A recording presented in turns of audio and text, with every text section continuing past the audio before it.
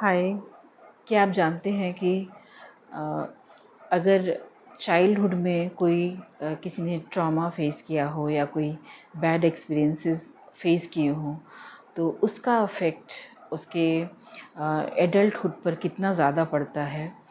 अ, अगर इस तरह के एक्सपीरियंसेस एक बच्चा महसूस कर रहा है या कोई तकलीफ़ उसको ऐसी हुई है तो उसके ब्रेन के डेवलपमेंट पर ये बहुत ज़्यादा असर करता है। और ये चाइल्डहुड ट्रामा आपके ब्रेन में कहीं न कहीं पड़ा होता है एज़ अ ट्रिगर। और जब भी आपको कोई भी इंटेंस सिचुएशन आती है या किस तरह से आप रिस्पॉन्स करते हो किसी सिचुएशन को, आपका इमोशनल वैल्यूज़ और आपके इमोशंस का जो रिस्पॉन्स है, आप किसी भी इमोशन का जवाब किस इमोशन से दोगे, ये आपके चाइल्डहुड के जो इमोशनल नरिशमेंट है उस पर बहुत ज़्यादा डिपेंड करता है।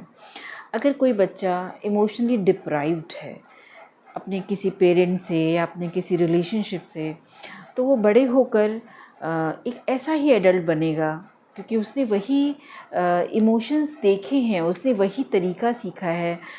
उन इमोशंस को रिस्पॉन्स करने का। अगर एक बहुत इमोशनल एडल्ट है कोई, जो बहुत एम्पैथेटिक है, जो हर किसी के इमोशंस को बहुत अच्छे से समझता है, उसकी बात को समझता है, उसके बाद रिस्पॉन्स करता है,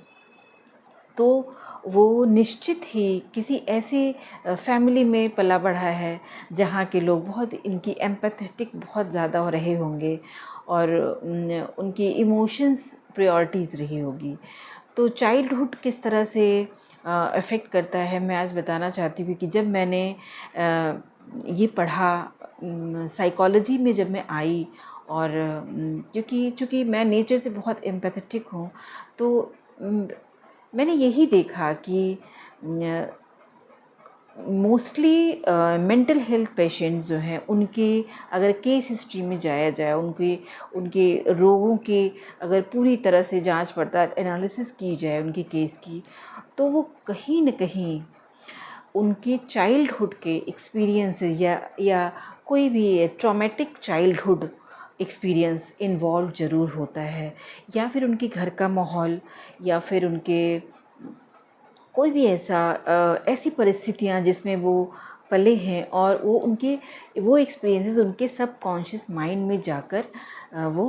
पड़े हुए हैं। और जब भी रिस्पॉन्स की सिचुएशन आती है, जब भी इमोशनली या इमोशंस को हैंडलिंग करने की बात आती है, तो वो उसी ट्रिगर्स के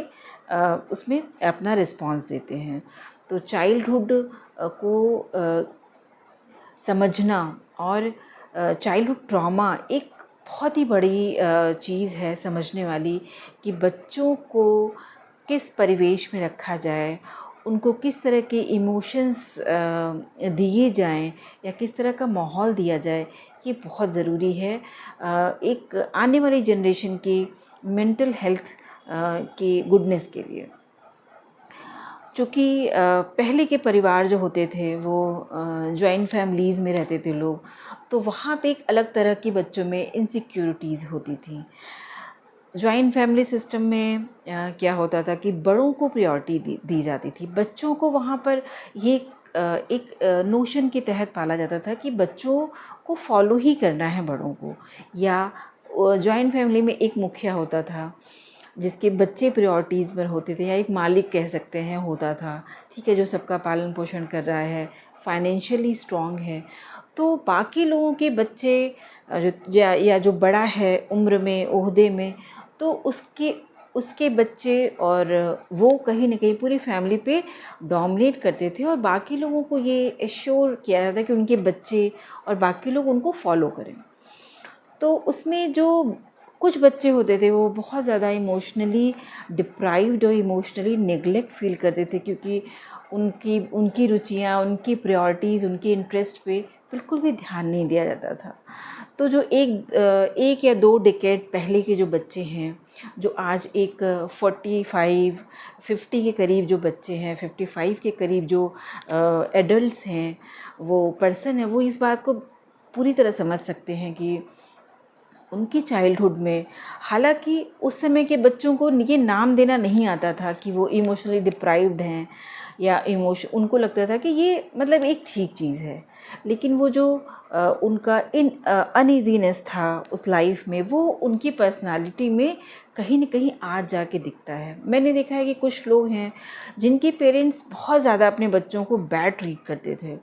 मतलब बहुत ज़्यादा मारते थे, फिज़िकल अब्यूज़ बहुत ज़्यादा करते थे बिना वजह के, या बस ऐसे ही कर दिया। तो वो इस चीज़ में, हालांकि वो सफ़रर हैं, बट वो आज भी इस चीज़ में यकीन रखते हैं कि बच्चों को पीट कर ही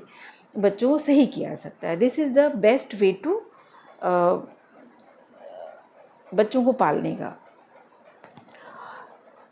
और वहाँ कुछ दूसरी तरह के पेरेंट्स थे जो ये समझते थे कि बात करना, वो बात कर नहीं करते थे अपने घर में। तो बेसिकली फ़ादर जो है वो बेटियों से या अपने बेटों से वो कभी बात नहीं करते थे, वो बाहर बाहर रहते थे। तो उनके बच्चे, हालांकि बहुत लोगों में चेंज किया है, बट हाँ, उनके अंदर भी एक उस चीज़ का जो कम्युनिकेशन गैप था, वो शायद उन्होंने नाम नहीं दिया या वो जानते नहीं थे, तो इसलिए हो सकता है उस चीज़ को इतनी इम्पोर्टेंस नहीं हुई, लेकिन वो एक तरह से बैड एक्सपीरियंस के फॉर्म में उनकी पर्सनालिटी में एग्जिस्ट करता है, आई मस्ट से। और जब मैं आज के सिनेरियो की बात करूँगी कि आज के बच्चे, चूँकि जॉइंट फैमिली में बहुत सारे लोग थे, तो बच्चे खेल के कूद के सब करके आपस में शायद वो भूल जाते थे, या उतना ज़्यादा इमोशनल नीड उनकी थोड़ी सी फुलफ़िल हो जाती थी। जबकि और चीज़ें जैसे नेग्लिजेंस है, हैरेसमेंट है, सेक्सुअल अब्यूज़ है, फ़िज़िकल अब्यूज़ है, ये सारी चीज़ें होती थी कहीं न कहीं बच्चों के साथ, और वो उसके सफ़रर होते थे जॉइंट फैमिलीज़ में भी। जो कि क्योंकि लोग कहते नहीं थे और ये चीज़ें रखने का शायद रिवाज नहीं था, तो उस चीज़ को एक तरह से मेंशन नहीं किया किसी ने, तो वो बड़ी बात बड़ी नहीं हुई। आज के लोगों में हाँ, लोग ये समझ गए हैं, ये बच्चों के लिए थोड़ा लोग सिक्योरिटी फ़ील कराना समझते हैं इस बात की महत्ता को। लेकिन आज की सिनेरियो में मैं बोलूँगी कि चूँकि इतना ज़्यादा पेरेंट्स खुद इनसिक्योरिटीज़ में हैं, बहुत ज़्यादा इनस्टेबिलिटीज़ हैं उनकी लाइफ में, इतना स्ट्रेस है, तो जो फैमिली में वो इतना स्ट्रेस है, उस एनवायरनमेंट में ही स्ट्रेस है, हर किसी के पास अपने गोल्स हैं, वो उनको पाने की दौड़ में दौड़ रहा है, तो बच्चा सफ़र करता है। वो देखता है कि सभी स्ट्रगल कर रहे हैं, सभी जो है एक रेस में दौड़ रहे हैं, सभी के पास स्ट्रेस है, तो वो स्ट्रेस को एक बहुत ही नॉर्मल चीज़ मान लेता है। तो उसका हर रिस्पॉन्स, हर इमोशनल रिस्पॉन्स एक स्ट्रेस के फॉर्म में आता है। वो डिफेंड करता है हर इमोशंस को। तो आज के सिनेरियो में चूँकि पेरेंट्स भी वर्किंग हैं, सभी कहीं न कहीं एम्बिशंस हैं, सबके अपने करियर गोल्स हैं, तो बच्चे उनमें जूझते हैं इन चीज़ों से, अकेलापन है उनके पास इतना ज़्यादा स्ट्रेस है। ये रही कॉमन बातें जो एक मैं सोसाइटी के पॉइंट ऑफ व्यू से मैंने बताया। बाकी मैं चाइल्डहुड ट्रॉमा को मैं बहुत ज़्यादा इम्पोर्टेंस देती हूँ, क्योंकि एक पर्सन की पर्सनालिटी को चाइल्डहुड ट्रॉमा किस तरह से शेप करता है, ये कभी भी आप मतलब साइकोलॉजी में आने के बाद मैंने देखा कि मेंटल पेशेंट के पास जाकर जब आप देखो, तो उसके में तकलीफ़ें कहीं न कहीं एक चीज़ निकल आती है जो आज भी उसको स्ट्रेस और एंग्ज़ायटी दे रही है। तो मैं बात करूँगी कि चाइल्डहुड ट्रॉमा से गुजरे हुए पेशेंट्स पर्सन जो है वो किस तरह का रिस्पॉन्स करते हैं, तो वो बहुत ही इंटेंस रिस्पॉन्स देंगे, लड़ाई कर लेंगे, उन्हें इनसिक्योरिटीज़ रहेंगी बहुत ज़्यादा, और एंग्ज़ायटी रहता है उन्हें, ट्रस्ट इश्यूज़ बहुत ज़्यादा रहते हैं, वो किसी पे भरोसा नहीं करते। चाइल्डहुड ट्रॉमा क्योंकि उन्हें कहीं न कहीं बचपन में अगर धोखा मिला होता है या अवॉइडेंस मिली होती है, या उनके पेरेंट्स में either of the parent supportive नहीं होते हैं, या आपस में पेरेंट्स की बॉन्डिंग अच्छी नहीं है, या घर में बहुत लड़ाई झगड़े होते हैं, तो विश्वास करिए, आप कितना भी अपने बच्चों को इन चीज़ों से, नेगेटिविटी से दूर रखेंगे, लेकिन ये नेगेटिविटी उनके मेंटल हेल्थ पर बहुत असर करती है और उन्हें इस तरह से शेप करती है कि वो बड़े होकर एक एंग्शियस पर्सन के रूप में ही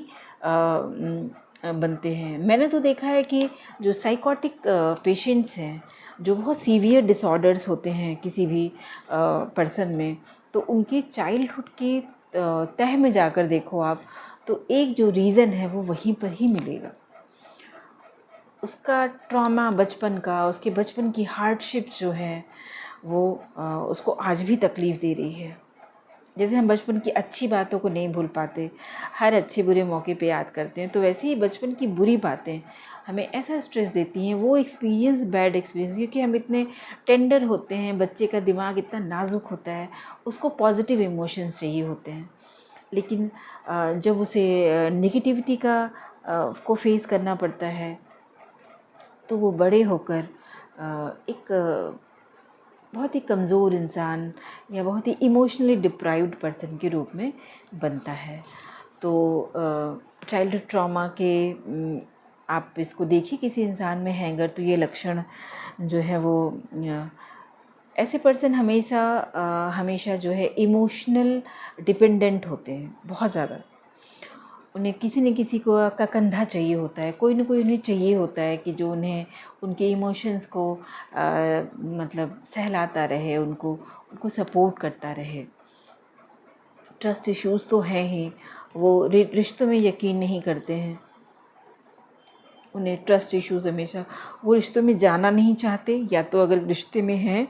तो वो उस पर भरोसा नहीं करते पूरी तरह से, वो प्रायोरिटाइज़ नहीं करते अपने रिलेशनशिप को।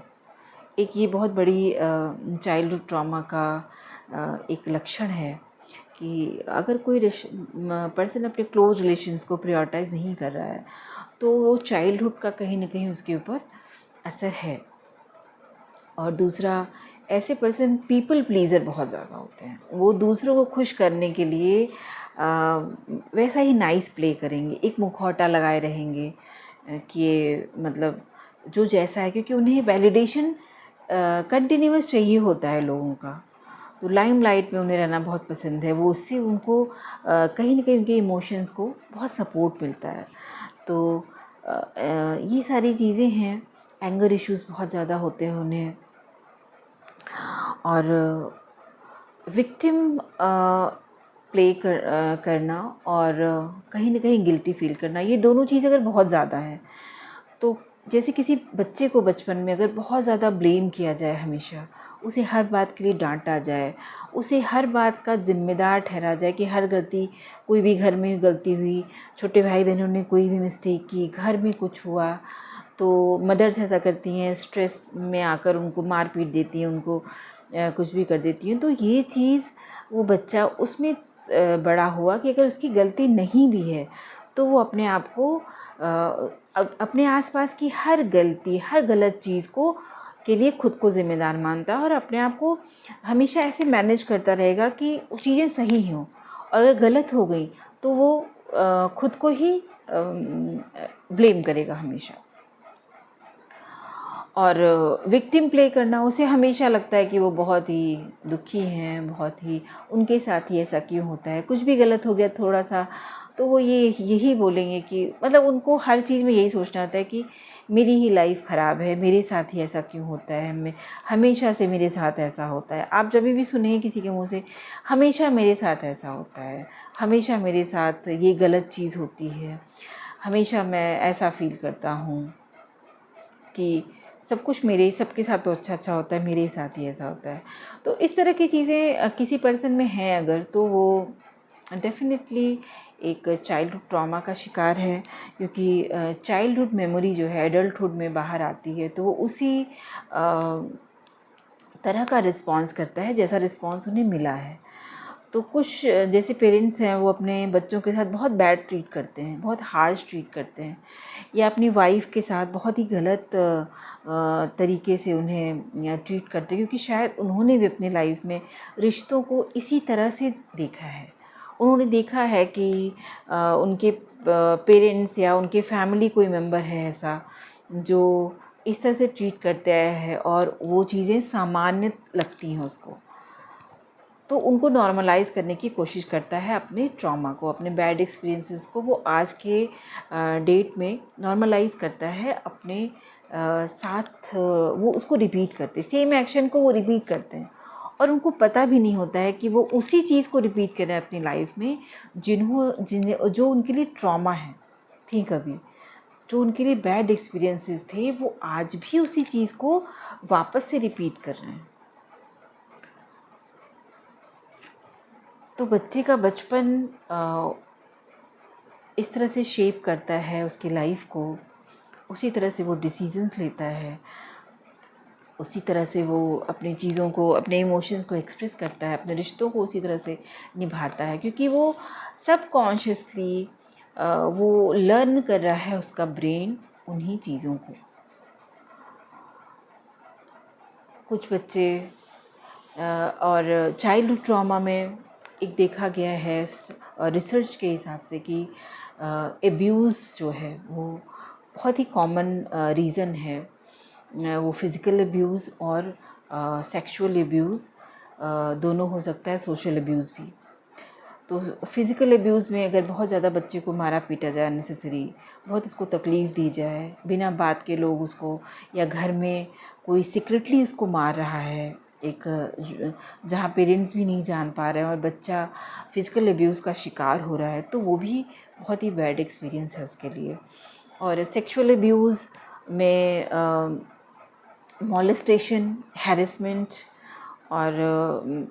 रेप के केसेस, ये बहुत ज़्यादा ये एक इंसिडेंट्स ऐसे होते हैं कि बच्चे के साथ अगर छोटे भी लेवल पर हो गए, कभी कभी भी उसने इनको महसूस कर लिया, तो वो ट्रॉमा वो अपनी पूरी लाइफ में भूल नहीं पाता।